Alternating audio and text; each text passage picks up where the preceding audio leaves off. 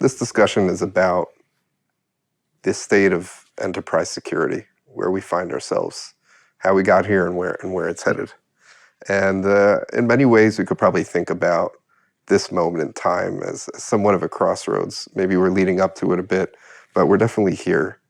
And in more than one way. And one way that seems to keep coming up over and over is network security. Kind of, it's at a very important moment in its life cycle. Maybe you guys could talk about what we mean by that, network security being at a crossroads. Well, certainly the pandemic accelerated the work from anywhere thought process, the desire to engage with BYOD or self-IT. All these things were always there, and there was a train moving on them, but the train accelerated greatly. And then we see things like raising encryption levels. You know, as quantum compute comes online, our adversaries will have access to those resources. We're going to have to raise our encryption standards again. And when we do, a lot of that network here goes dark. And then when we start to think about data privacy and the right to be forgotten and GDPR and all these other things, network security is challenged yet further.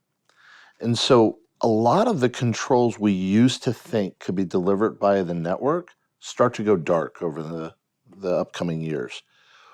We have to have a plan for that.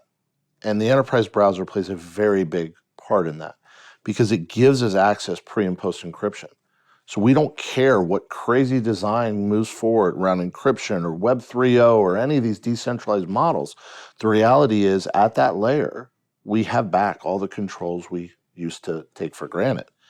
So as we think about the future, we are going to have to decide, where do we have the ability? Where do we have the right to impose our will?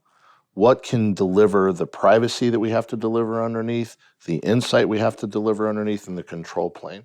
And it turns out that enterprise browser is very important. And the network, if control points become less critical over time. Not because they weren't capable once upon a time, because they degrade over time. And the idea of breaking open highly encrypted item of asynchronous traffic impinned on over a communication between a BYOD device and a SAS connection, all of those things already challenge us. They only get worse. So as we get that control plane back, we'll see that landscape shift and we'll see that change. It doesn't mean all those network tools go away. It means it's possible the endpoint, in this case the enterprise browser, might be sending messages to them, signals to them, might be enriching the data so they can do their jobs better, or making sure the data can get to them in the first place.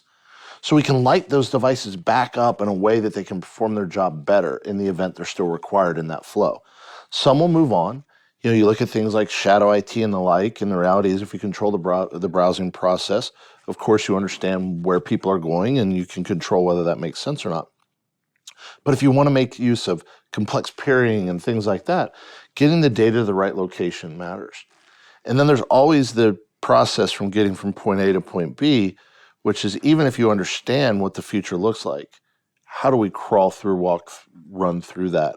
And part of that is just working with the existing systems and making them do their job very well as we start to think about what is the future really designed to be. But it is a very exciting, challenging time for organizations as they're looking at what does the real future look like. And few of them believe their current structure, their current design for their networks and the like are the real answer long term. But they're trying to figure out what is. And so it's a very fun time to talk about, a different concept, a different part of our infrastructure.